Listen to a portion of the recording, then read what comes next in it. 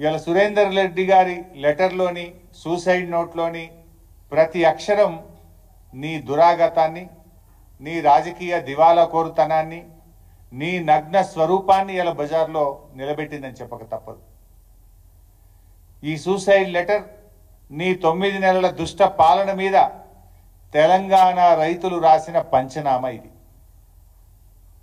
ఇవాళ నీ పాలనలో ఈ రోజు వరకు రాష్ట్రంలో 475 మంది రైతులు ఆత్మహత్య చేసుకున్నారు. నువ్వు గతంలోనే అడిగినావు, లిస్ట్ ఉంటే పంపండి అన్నావు. గంట సేపట్టే నీకు లిస్టు పంపిన, కానీ ఏ ఒక్క రైతును కూడా మీరు ఆదుకోలేదు. ఎందుకు జరిగిందో కూడా మీరు ఈరోజు చెప్పినటువంటి పరిస్థితి లేదు.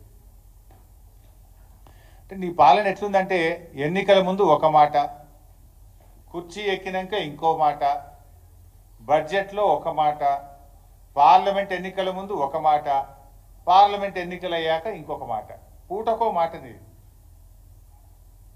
పొద్దుతిరుగుడు పువ్వు కంటే వేగంగా మారుతా ఉన్నావు.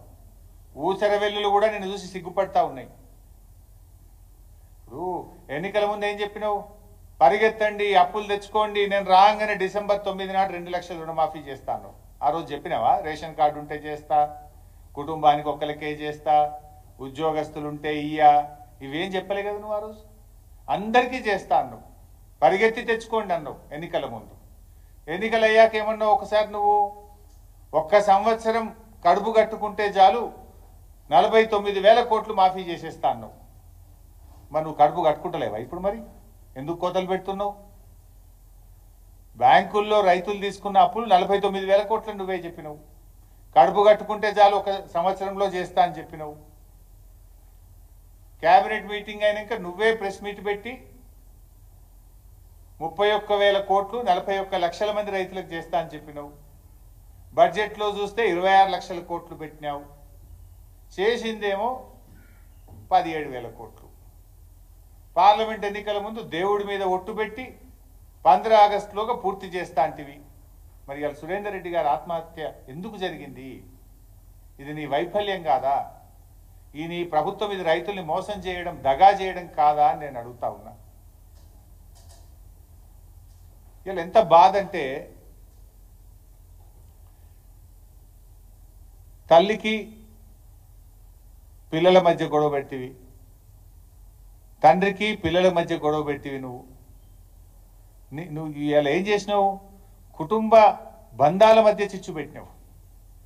నీ దరిద్రపు గొట్టు రాజకీయం, నీ కోతల వల్ల కుటుంబాల మధ్య ఇలా చిచ్చు వచ్చే పరిస్థితి ఉంది. రండన్నా, మీ పాలనలో కుటుంబ బంధాలన్నీ కూడా చెడిపోతా ఉన్నాయి. నీ పాలన వల్ల కుటుంబ బంధాలు చెడిపోతా ఉన్నాయి. మా కేసీఆర్ గారి పాలనలో తల్లులను పిల్లలు సరిగా చూడడం లేదని, వృద్ధులను పట్టించుకోవడం లేదని, 200 రూపాయలు ఉన్న పెన్షన్ను 10 పెంచి కేసీఆర్ గారు 2,000 ఇచ్చి కుటుంబ బంధాలను బలోపేతం చేసిండు కేసీఆర్. కానీ నువ్వు కోతలు పెట్టడానికి, రుణమాఫీ డబ్బును తగ్గించడానికి, కుటుంబాల మధ్య చిచ్చు పెట్టిన చరిత్ర కాంగ్రెస్ పార్టీది, రేవంత్ రెడ్డిది.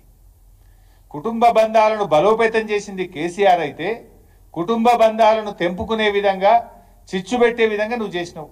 ఇవాళ సురేందర్ రెడ్డి గారి సూసైడ్ నోట్లో ఏముంది? నా తల్లి గారు కూడా నా చావుకు కారణం అని రాశాల్సిన పరిస్థితి తెచ్చినావు. అసలు తల్లి కొడుకుల మధ్య చిచ్చు పెట్టి పాటు చేసినావు కదా. ఇంత దరిద్రమా? మీకు చిన్న ఉదాహరణ కూడా చెప్తా. ఇది నా నియోజకవర్గంలో